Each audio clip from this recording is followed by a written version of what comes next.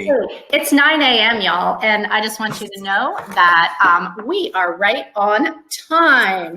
So welcome, welcome, welcome. Good morning. It's great to see a lot of familiar faces. Wow, there's 58 people here. Hooray, hooray. I'm so delighted. My name's Marcy Bullock. I'm so delighted to be partnering up with my former graduate assistant, Alex Raschuti. He's a rock star, and you'll meet him in just a second. But a little bit of the origins of this assessment is I've been teaching for a couple of decades, and in class one day, I started giving students a scenario saying, hey, what would you do if this happened? What would you do if that happened? And I got to thinking last summer, I should make this assessment around that kind of improv that happened in my career exploration class that day. So thought of the smartest person I knew and said, I need your analytical brain. So let me introduce my partner in crime here, Alex. Yeah, good morning, everyone. I am probably the only person who's actually broadcasting from outside of North Carolina. I am a career advisor here with Furman University in Greenville, South Carolina. And unfortunately, this summer I was on furlough, as many people were, and Marcy contacted me. So since I had the time, I decided, why not? I'll take a look at it. And that's where how we ended up here today. So I'm really happy to be here. And this is my first time conference presenting. So it's a really good morning for me.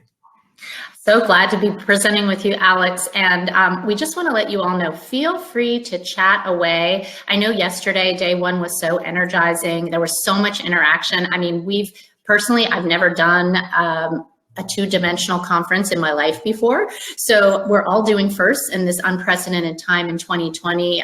So we would love interaction throughout this session. Awesome. All right. So just to give a brief rundown of how today is going to go, we are going to discuss the importance of value-based advising and how work-life integration plays a role with professional coaching. We know that some folks prefer coaching or advising or counseling. We are just going to kind of go with that language today.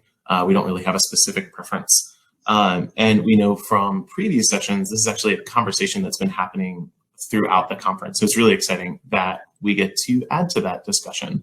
Once we get through the values base, we're going to talk a little bit more about the actual assessment that Marcy and I created and how that can assist you in facilitating meaningful coaching discussions with your clients or students. And then we're actually going to have you practice taking the assessment.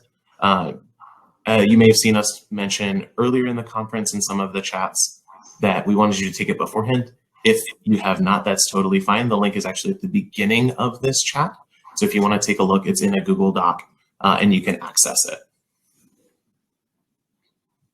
Ready, Marcy? Yeah, Alex is doing the screen share, so he's in charge of the slides. All right, so I want to start off by talking about the sweet spot. So we're thinking about all of the work that we do with our clients and our students, and as facilitators, moving them forward in reaching their goals. And there's all kinds of new terminology, like Alex said. A lot of people are called counselors, advisors, coaches. I've heard them being called influencers, which I think is really interesting, and facilitators at universities, which is the setting that we work in. And I know some of you are in different settings. And in our role, we're trying to ask challenging questions to help people understand who they are. And I love this slide because I'm sure you might have seen it before if you've been in this field for a while, the notion that we want to find this intersection in the middle. And Gallup has stated that only 20% of people find the intersection in the middle where they're good at it, they enjoy it, and sometimes I even replace that word passions with curiosity because it is less overwhelming to my client or student, and it's important to them, right? I like doing it, I'm kind of good at doing it, I'm really interested in it, and it's important to me. And I always use the example with my students. When I was in college, I was on the soccer team at UC San Diego, and I love soccer. I thought I was good at it, scoring goals, winning. I was even the captain where I was inspiring my teammates to reach their potential. And I thought it was really important to take care of your body. But no one offered me a job when I graduated from college to be on the USA Women's National Team. So I ended up using all of those qualities in the career I have today, pushing people to reach their potential. But when I was 18, I had no idea this job existed. And Ravi Kumar, the CEO from Infosys, has just stated that by the year 2022, there will be 35 million new jobs that do not exist now. So we like to begin with this whole notion of looking at that intersection. And then we're going to move on to the house analogy, because the values are a really important part of this whole conversation. So many of you are coming from your home today. And if you've ever built a house before, you might even remember what this experience is like. I love to use this analogy with values because the work-life integration quiz is all about aligning your actions with what's important to you. And in order to do what's important to you, you have to identify it. So I always start on building a house as the analogy with the foundation. You can't have a house, right, without a concrete slab. Everything else rests on it. It is important. It is what I call in values your deal breakers. And I'm going to ask you to be thinking about what your foundational values are. On the next slide, we're going to give you some examples. And even yesterday, we did that a little bit with our keynote speakers, thinking about our values. So just think about the fact that my concrete slab holds up my life, right? Now, the next piece is the framing and the drywall. It's nice in a house. I love it, right? I mean, I love having a roof. It makes my life better. Those are core values. Not as important as the slab, but still pretty up there. You need these almost as much as the foundation on your house. Then we move into the fun stuff, which I call minor values. Those are the furniture and the pictures on the wall and the rugs. They make my life so good, but I could live without them if push comes to shove. The lamps, all that stuff. And then the last one is imaginary values. And as we move on to the next slide, I'll tell you that these are the things that you really don't want in your house. You don't need them. You thought you'd love beige color paint on your walls, but you really don't. It didn't look like what you thought. And I always tell people you have to move your imaginary values out of your house. For example, if I am scrolling social media and I think that's important to me, and then I get FOMO and I feel really bad because people are doing things without me or they're not COVID conscious, I need to move that value right out. So next slide.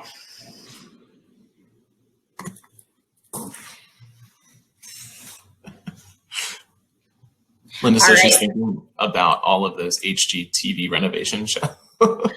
I love it. I love the house analogy. And on this slide, you can kind of see the definitions that I just gave you. Again, remember, foundational, cannot live without. I could live on a concrete slab. I could survive, but I love the other parts. And even the minor ones make my life so nice, but the imaginary, for example, if health is my top value and I grab 6 Krispy Kreme donuts and for the moment feel great, I kind of feel bad afterwards. So on the next slide, I'd like you all to identify some values for yourself before we move into the work-life integration quiz. So what I want you to do here, friends, is pick your 3 foundational values and 3 core values as I just described. And if you're comfortable, feel free to chat those in now. And if there's something not on this slide that you want to pop in there, you're welcome to do that too.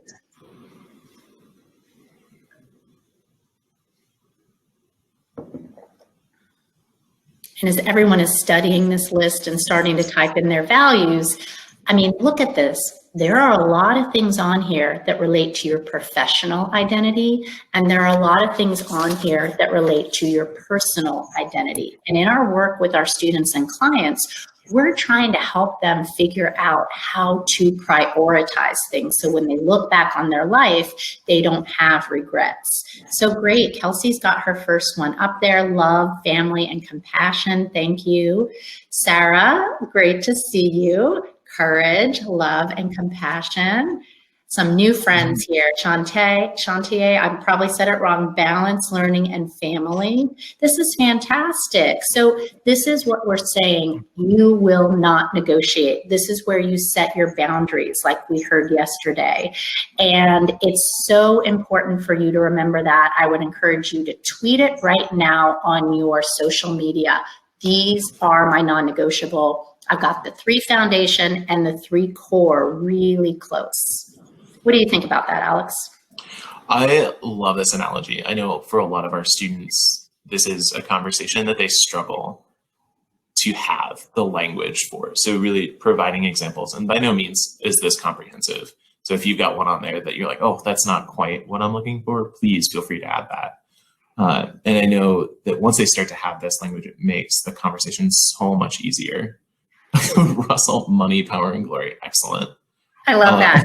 And I also wanted to add in, yes, thank you for the humor on this early Thursday morning. I also want to add in that I piloted this assessment with 100 of my students a couple of weeks ago, and they actually asked for the list of values. And when they gave feedback, they said, this helped me so much to think about the different chapters of my life, even though I know there's going to be circumstances I can't predict now. You know, I asked them, which questions did you struggle with? And they said, oh, well, the one about going on the weekend trip with your best friend and having work, it kind of depends on how close the friend was and what the work assignment was.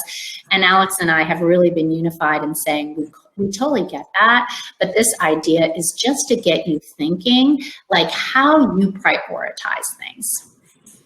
Yeah, I've seen a lot of family relationships, quite a bit of balance. So I'm very curious to see how individuals, their scores came out with balance. Authenticity. I love that one, Atisha. Yeah, awesome. thank you. Thank you for the joy, family, and kindness, Katie. I see that. And, you know, I know we were joking a minute ago about values, but there are students that really do believe that money is their top value. And I tell them, I'm not here to judge you on that. I want you to be happy in your life. We've always got the meaning versus money, you know, kind of colliding with the starving artist idea. But we want you to really dig deep at what's in your heart. And that's where I've seen some students go off and do things and they were not happy because they didn't have that standard of living they were looking for. So it's all so individual. Yeah, so Beth Wang asked us to go back to the values definition just for a quick second. We also have added this presentation and the quiz to the resource folder, so you all have access to it in the future. So if you're taking notes, we love that. We really appreciate the engagement, but don't feel stressed if you run out of time and we move on. Awesome. Well, I think almost everybody has turned it in. Thank you all so much for sharing. I appreciate that. At this point, we are going to move forward into the quiz. So we're going to give you all a few minutes in case you haven't completed the quiz. And I'm actually going to show you how we would like you to score it in just a second. But as you're taking this quiz, we know that some of the questions are going to be really, really challenging. That's the point of the assessment.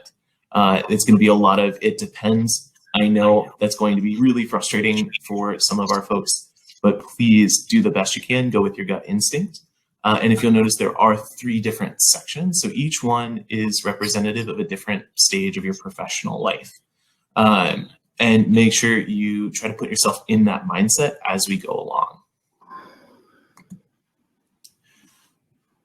Now, for each of the sections, you're going to see little letters at the end of the answers. You're going to see S, I, W, and P.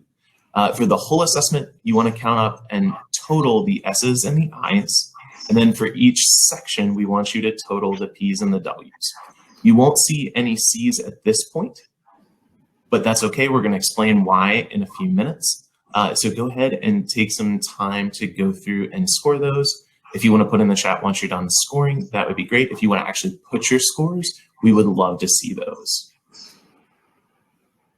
Yeah, definitely. And this was a great idea that Alex had when we were designing the quiz this summer. And I'm not grateful that you had a furlough, Alex. I know you didn't want that, but I'm grateful that you had time to work on this exciting project with me.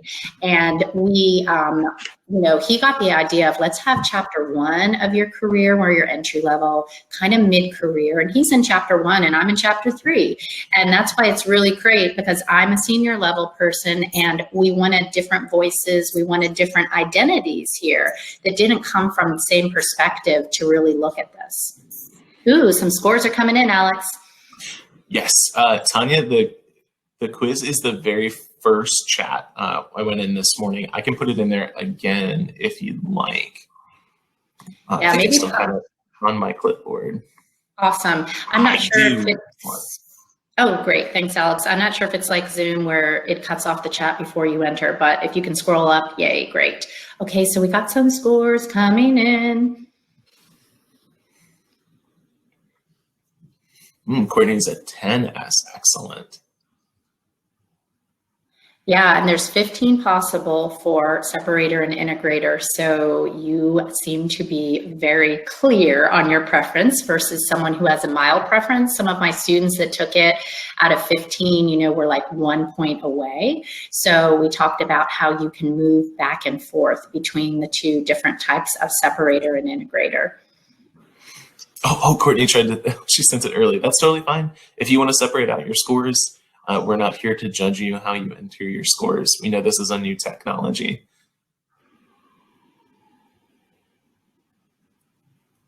Excellent. It looks like we got a couple separators. I haven't seen an integrator yet, but I'm excited if we have one because I want to know how you make it work. Because that one can be really tricky in life when, let's say you're on a date with your loved one and they pick up this device here and all of a sudden they're like, oh my gosh, just got an email from my boss. And you're going, oh, great. Was hoping we'd be celebrating our anniversary today. Sometimes that one's hard. Oh, Kelsey, when you're going through and scoring, we need to know for each letter what your score was. You've given us the totals. That's okay. Yeah. So you'll have like 15 total, and then out of the 15, you know, you could have 8 and 7 or 10 and 5. So Glenda, great to see you this morning. It's so nice to have my teammates supporting me, Sarah and Glenda, the wolf pack. And Alex, you coming from South Carolina, I guess you don't have any teammates here. That's okay. It's good to see former colleagues working with Glenda and Sarah. It's great to see you all. And thank you all for coming to support us. You're always one of the pack, Alex. We're adopting you for life. Always, always, always. Well, maybe we should move on to the next slide, Alex, as people are continuing to score and pop things in the chat. Sure. All right. So as you're going through your scores, we're actually going to start explaining these for you. So each of those letters stands for a definition of how or ways that students or clients can use to define their experience in the professional world. The first one being separator. So this is the S. This is an individual who works really, really diligently to separate out their personal life from their professional life. I personally really identify with separator as we have moved to this work from home environment. I currently live in a 1-bedroom apartment, so my living room became my living room, my dining room, and my home office because I don't have a separate space for my office. And it became really apparent to me that I was keeping a lot of stress. So I needed to be able to separate things out. So at the end of the day, I start moving away all of my office stuff and put it into a little box in one section of my living room. So individuals who are separators, they don't answer phone calls or emails after hours. They really make those boundaries clear, which is the opposite of the person for integrator. Yeah, and before I go on to integrator, I want to just note a couple things that are popping up in the chat. Thanks, Alex, for explaining that one. So Courtney G, you did a great job scoring, and I just want everyone to scroll up just so you can see. So the separator and the integrator equals 15. Okay, so just keep that in mind. And then you'll have a section 1, a section 2, and a section 3, P and W, which will each equal 5. So as we see on Courtney's, she's got P equals 3 and W equals 2. So she's really close, and this is where the cycler, spoiler alert, is gonna come in on her personal versus work. Then in her section 2, she's really clear on personal. So that's the second chapter of her life.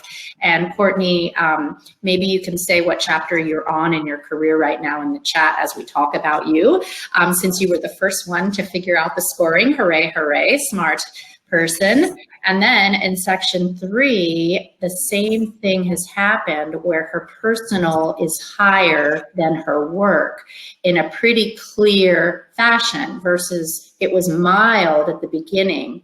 And it's an interesting combination of scores because sometimes it works out that students who are starting their career may not have as many responsibilities outside of their professional identity. Maybe they haven't started a family, there aren't a lot of other things going on, and so they're like, I'll work 80 hours a week, and they're work, and then maybe they start a family, or maybe they're training for a marathon, or even in the senior part of your career, caring for an elderly relative. You don't know that that's going to happen, obviously, but it can shift, and it helps you to revisit this with your partner, if you have a life partner, kind of as you go. So I see another example from Kelsey, which was section 1. You're really high on work, which was exactly what I was explaining. Oh no, personal, sorry. Yeah, you're really high on personal, yeah. And Kelsey, are you at the beginning of your career, middle, or senior? I love to hear that, I love to see that. And so personal, that is like 100% what you are gonna be focusing on right now. Good, so that's a little different than you're at the beginning, that's awesome. Oh, there was a note from Wes just about the feature that was disabled per Google. Not sure what that means, but Alex might understand that. Yeah, so, I'm going to work on it right now. Sweet, sweet. So let me explain. Oh, let me just look at Glenda. So Glenda, you've got separator 11, integrator 4. So let me talk about separator, integrator. So Alex did a great job of talking about separator. Now, integrator is an interesting one. I haven't seen anyone with a higher number in integrator yet, but if you have that, pop your name in the chat, just pop the word integrator in because I'm losing track with the numbers. But so far, by a quick look, if anyone has integrator higher than 7, pop your name in the chat. This is the kind of person who you are comfortable mixing. Thank you, Russell. You're only on section 1 so far. Oh, cool. Okay, so some of you are still filling it out. Good. We'll kind of chat while you're filling it out, not trying to rush at all. And Sarah's got 7, so you're close, Sarah, between integrator and separator. So let's kind of talk about this. This notion of mixing work and play. Now, I gave that kind of a little bit of a sassy example because I've been married 34 years and I have definitely had times where I've been like, really, do you need to be checking that message tonight? And that can cause conflicts in personal relationships. But at the same time, my partner and I, we've talked about how career is so important to us. And we've talked about how family and personal is so important to us. We intentionally did not use the word family for personal because not everyone chooses to have children or to have a partner, but everyone has a personal life. Maybe they have a fantastic pet. Maybe they've got community service that they love. That is a part of personal, which we're going to get to in a moment too. So a lot of times integrators stay plugged in after working hours. If you find yourself scrolling, I got to check that email. I wonder if that got approved. You have no problem if you're at work. Maybe I'm going to, run to the dry cleaner, take the dog to the vet. I'm on the clock, but later I'll catch up when the kids are asleep if your life is with kids. You might have more blurred boundaries in the integrator category, and you also might be willing to negotiate work and personal time overlapping, right? And there were a few scenarios on the quiz asking you about that. Marcy, I do want to jump in. Wes has asked a really good question about how we separated out the different chapters. So what's that line between beginning and middle and end. I know you and I discussed at a certain point, we're not going to put hard numbers on that because that's going to be different for everyone and different for each type of profession. So I think it's more, that's part of the discussion you can have with your client. And however they choose to define it, I think was where we were kind of going with that. Yeah, I agree, Alex. And thanks for that great question. Leave it to Wes to give us a stumper. No, but it is a really good question because I kind of think about it as entry level is like the first 5 years. And that's only my definition. There's no research behind that. But in my work, in the last 30 years at 4 universities, I've found that that's kind of the time where people are really carving a name for themselves, getting their expertise established, getting that credibility.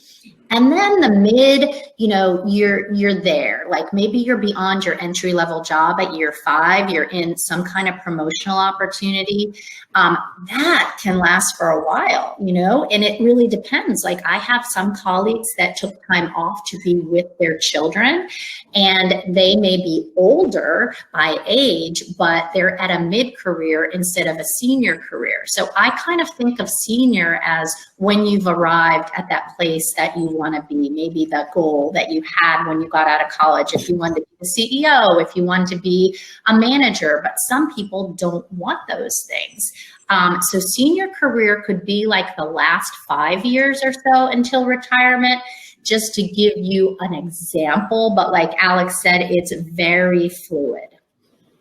Yeah, and I also want to point, Russell put it in the chat talking about the perspective of like a life partner who helped integrate so that, Russell, I don't know your pronouns, so I'm just going to use they for right now.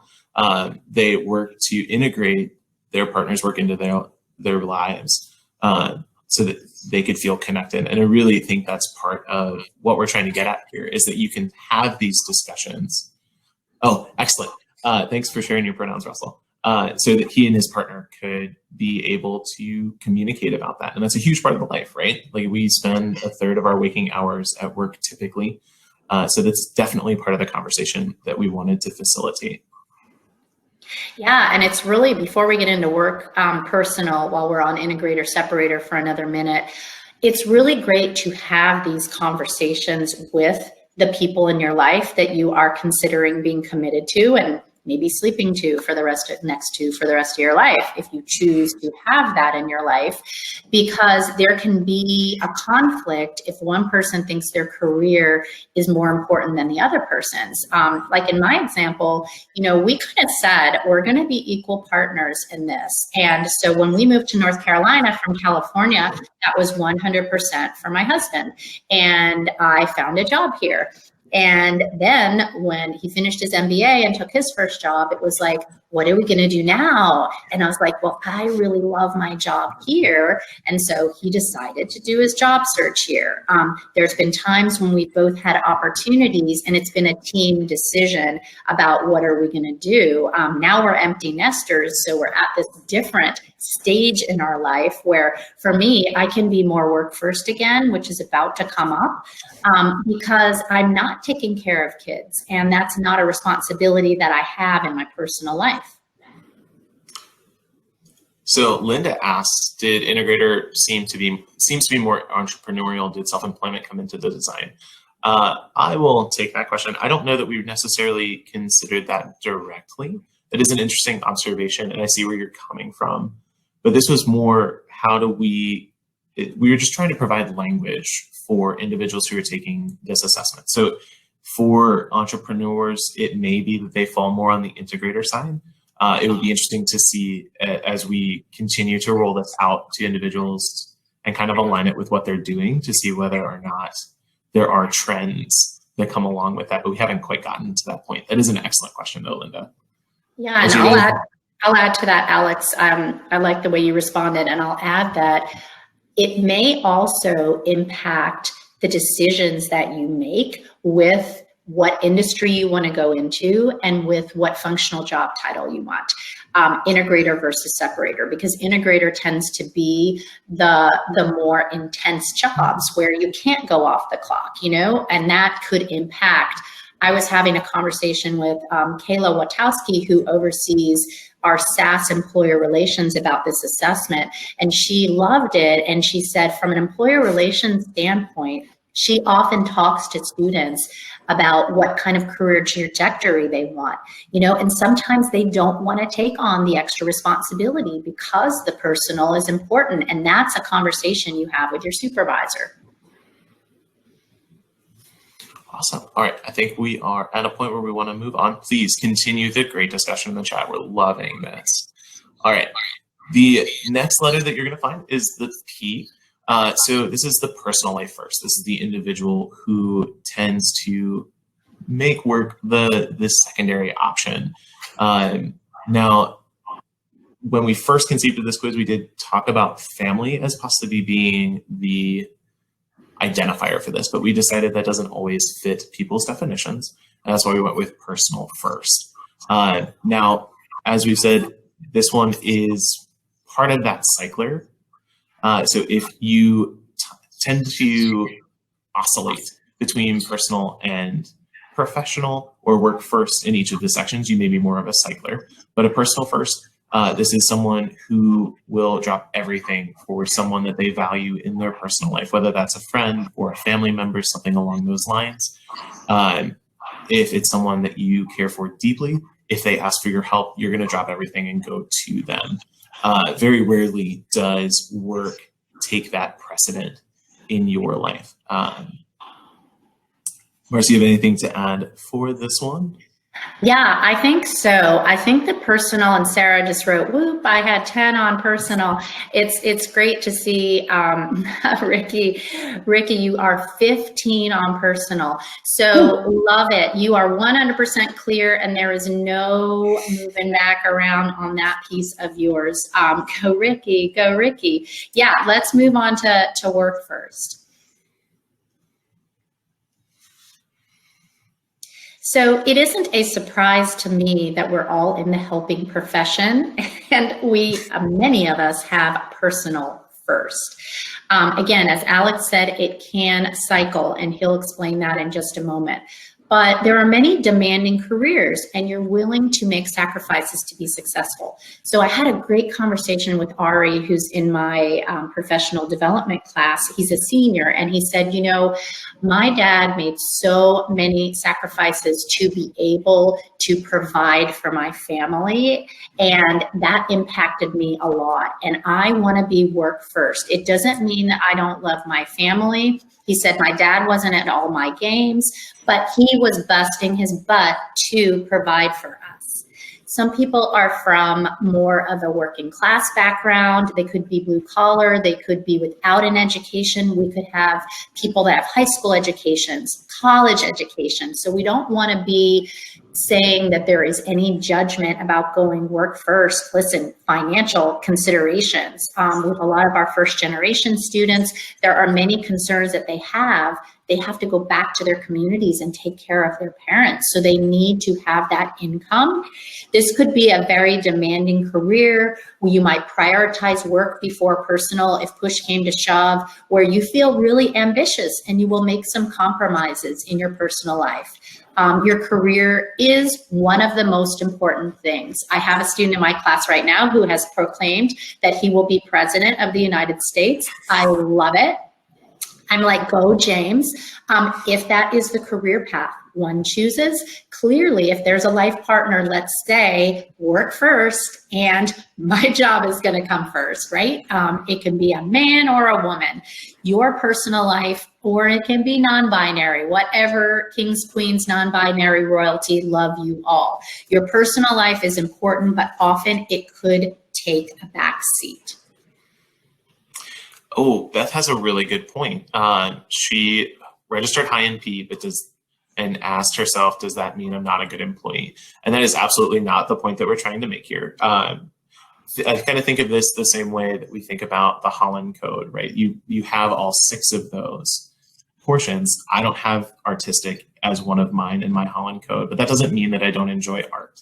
And kind of the same thing's happening here. If you put personal life first, that doesn't mean you don't value your work. It's that when push comes to shove in that moment of like, oh crap, what do I do? Personal is normally going to win. I also noted there was a bit of a discussion about generations in the chat. I love that discussion. I'm going to talk about that in a few minutes. But that is absolutely one of the reasons why we made this. So good observations all around. Yeah, and this point about our society and the capitalist society made by Sarah, yeah, there can be a lot of guilt. And right now, let's be real and identify the elephant in the room. This is my kitchen. Welcome to Raleigh, North Carolina. Like, we're all at home. My dog could bark at any moment.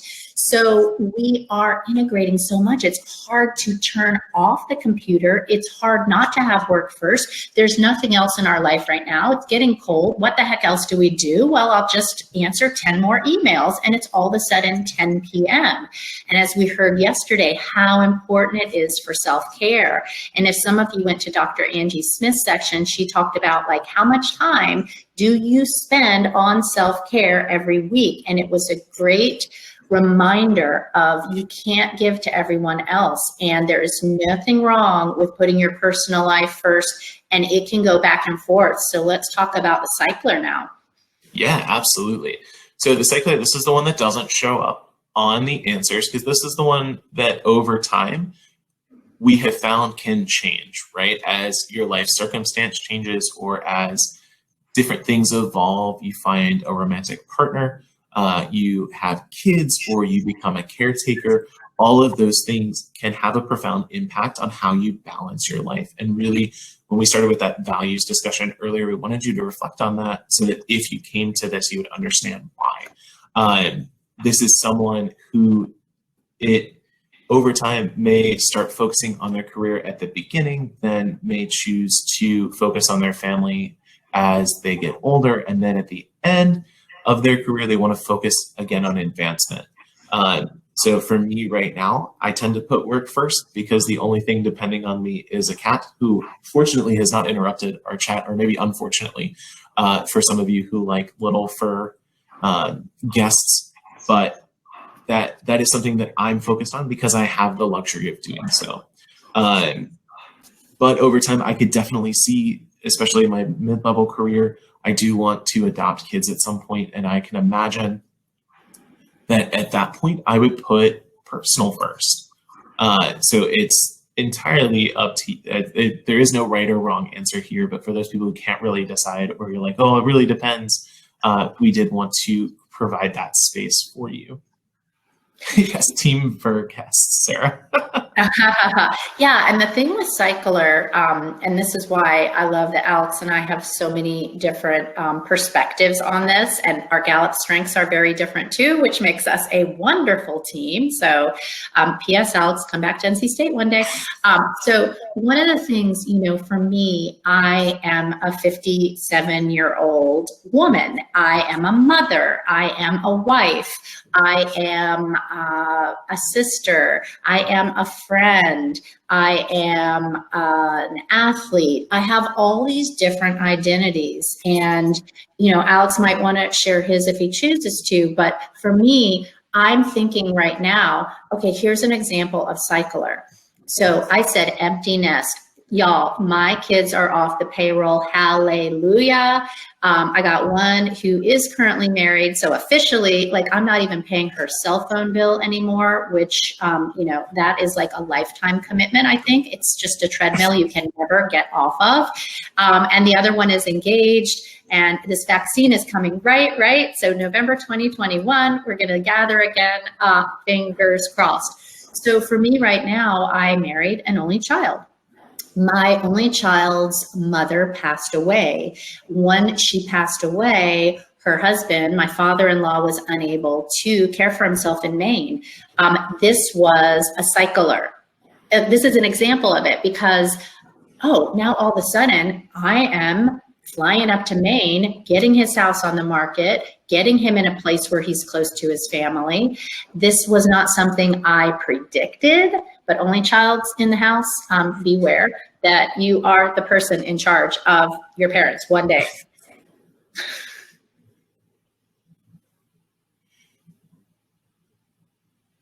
Awesome. All right. So the next slide, we actually want to take a moment and give you some space to reflect.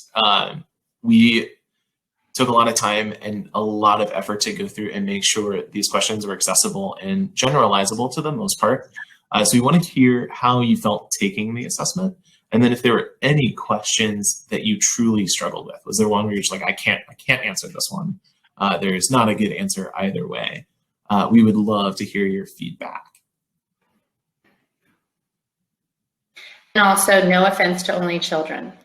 Atisha, I appreciate that. I did ask her, I said, do you talk to yourself? Because I will walk by and my husband will be just like talking. And I'm like, who in the heck are you talking to?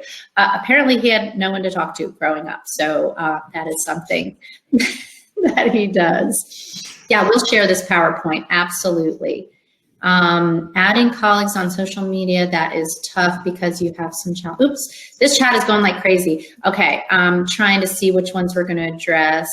Yeah, you can definitely go either way on some of these questions. There's times where it's the whole idea behind this, and I think Wes asked a question too about like, how did you put this in work and this in family? It's all based on the way that you respond to the question. So if you decided to skip the friend weekend and work, well then, I think it was actually, you went to the friend weekend, but you worked the whole time. Many of these scenarios, I will say, have come from my life. So you're on your computer the whole friend weekend, and it's your best friend's birthday. That's work first, right? You turn off the computer and you hang out with the friends. That is, listen, I'm just telling you real. I'm going to be real and authentic. Like when I look back on my life, probably I will want to say I was there for the people I loved. I mean, that's just me. And that's why we had things like Taking Care of Business, as a song, versus We Are Family. Okay. So some of this is meant to just get you getting in touch with who you are. I want to be able to say, I'm okay with not getting the report on time. Like that's totally fine with me. If I were to tell you my theme song, it would not be In My Boss's Eyes. All right, that's just not me. There is a song, however, by Martina McBride, which some of you may know, called In My Daughter's Eyes. That's a little bit more authentic to me. Yeah, and there was one, I think Callie put it on there. I'm trying to find that. There's so many comments. The adding colleagues on social media. Yeah, that one we went back and forth on. Because it's tough, right? With our evolving digital environment, how do you make sure that, what's the difference between LinkedIn and Twitter? I know Marcy and I both tend to use our Twitter in a more professional mode, but that's not necessarily what I use Twitter for all the time. Like there's still personal stuff on there. So do I add you? I don't know. And that's really where the it depends comes on. We wanted to pose questions and scenarios for you that made that choice very stark and challenging, because we want you to think about that. If you had to make an A or B decision, what would you choose? Yeah, and I love what Wes said about neurodivergent. Thank you for bringing that up, that this could be more challenging. Thank you, Glenda, for bringing up that you have also, had some of these life experiences. And, the whole idea is have a conversation with people that are important to you. Maybe have them take the quiz as well. I know I gave it to my daughters are like in the, I guess I would say the beginning of their career. And, it was like, I'm working 80 hours a week, I'm proving myself, and then I'm going to have kids and I'm going to slow down. And, that's again, another choice on the cycler part. But Alex and I kind of gave it to a bunch of our students. We gave it to some family members just to get feedback, but it is a work in progress. So 100% feedback is welcomed on that. Awesome. We've got about 7 minutes left, so I am going to move on from the reflection. Please feel free to continue talking in the chat. But we wanted to give some thought to like what comes next, right? The sessions I go to at conferences and they don't tell you what to do with it always bug me. So I wanted to give that an opportunity here. Like we mentioned, the goal of this assessment, it's not meant to be a crystal ball. There's no way that this is going to fit all situations at all times, and it's going to change over time, right? It's very contextual.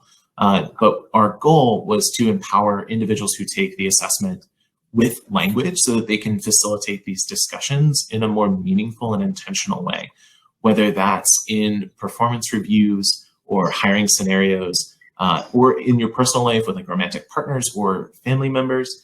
I know for me, when I was in grad school working for Marcy, I lived with my parents because rent was free. So having that discussion about what that balance looked like and my role as a son as well as a grad student was a really important discussion that we had. And Wes and a few others mentioned earlier, or in different sessions, that there are 5 generations in the workforce right now. And each of those generations has a completely different set of values or views work-life balance in a different way. And being able to facilitate those discussions so that everyone's using a common language can be really, really helpful so that we can avoid that conflict. We do want to help facilitate discussions with students or clients on job searching and offer negotiation. We know that's something, or at least in my experience working with students, that is something that they really do struggle with because they don't like asking for that sort of thing. We do want to encourage self-reflection. I'm sure a lot of you have been reflecting about these answers as you've gone along, a lot of the "it depends" portion. And then the intentional and informed actions. We started off this presentation with values so that you would have some sort of basis, those foundational concrete slab values, so that you could bring those into the assessment and be able to understand how they played into these different scenarios. And then finally, this is not a one and done, right? As Marcy mentioned when she was talking about how her life has evolved, you may need to revisit this. It's not a one-time thing. So it's very much something that's going to evolve over time. Absolutely, Alex. And it's, this is really, I have never done a presentation where people are talking at the same time I am, which is, it's fun, but it's hard. Like I've taught on Zoom the whole semester and my students are not as chatty as you, but it's like, whoo, my brain is like, there's 10 things happening here. I'm trying to talk. No, it's good though. It's a whole nother skill set, I will say. And I want to just say, I was peeking at the chat when Alex was talking and Courtney had an interesting realization about project deadlines affecting team members, and one-on-one appointments and team meetings are about relationships. And so that was one thing that was coming up on the chat. And I think there was another thing, just gonna scroll up here. I'm gonna just read Courtney's because I liked it. I appreciate the assessment and it clarified some things for me. I found that the language of advancing my career didn't connect as much for me. I found it easy to put personal first on questions regarding career advancement. However, work came first when the question was about projects, deadlines, or client meetings. Very interesting reflection. Thank you for sharing that. What do you think about that, Alex? I'm sorry, I was trying to respond to Wes, so I will admit in a total transparent moment, I was not paying attention to what you were saying. It's impossible for us to read the chat and listen to each other. So fair statement. But I think like at this point too, as we're wrapping up, because I think we have a couple of minutes left, I was just reading Courtney's statement there about relationships and projects, and a couple people were like, I agree with that. It seems a reflection of values like personal responsibility versus prestige. And so, you know, it's just meant to get you thinking. It's meant to get you thinking, whatever those 6 values were that you stated at the very beginning of this morning at 9 a.m., those were your wisdom. Listen to your wisdom. You said it for a reason. We didn't give you 20 minutes to ponder it if you're an overthinker. We said, pick it and pick it now, and something spoke to you. So let's go back and look at that for a second, friends. Let's go back and look at that, and how do the values that you picked at the beginning relate to, if you separate or integrate your work life, how do they relate to personal and work? And we intentionally say integration because balance is impossible. Like, I know that there's no scale that is ever balanced in my life. It's always, that's why we use the juggling analogy of balls in the air and trying to make it so that none of the balls would fall. But when we looked at some of these values at the very beginning, we saw things like family, relationships. We saw things like curiosity. Okay, that can be in your personal life. That can be in your work life as well. So I think it's really a great thing to revisit as we wrap up. Yeah, I do want to address, Wes asked a really good question, or had an observation about how we don't have any data about validity. Obviously, this is we're at the very beginning stages of this. But I did want to take a note and talk about the biases. Yes, Marcy and I both come from, we are both white, cisgender individuals who come from a lot of privilege. And we did want to acknowledge that with this assessment, that we may have biases that we're not seeing with the questions, but we did work really, really hard to try and eliminate those as much as possible. But we also recognize that the way we're looking at these questions, there was one, Linda earlier mentioned that she works on a team of one, and it was really hard for her to connect with some of the questions because they seem to be team oriented. That was something that I had not considered before. So yes, this is still a working draft, but we did work really hard to try and address those biases. But if you have any feedback, please let us know, because that's definitely something we want to take into account. Thanks for sharing that slide with our contact details. And I'm gonna, I don't know if you can stop screen share now so we can be bigger or not, but Yeah. I'm going to, oh, yay. Sometimes with the screen share, we can't see you as good. So I'm gonna share one more thing, just a shameless plug here for the podcast that I do, which is called Wolfpack Career Chats. And I just popped it into the chat, let's see, because one of the recent interviews I had was with Jenny Hoffler, who is a recruiter at MetLife, and she has 3 small children. And we talked a lot about work-life integration, and we put out new content every day, not every day, every week in Wolfpack Career Chats, with a new interview about someone who is trying to overcome a struggle. And a lot of it is focused on career readiness. And I would love it if you all gave it a listen or subscribe.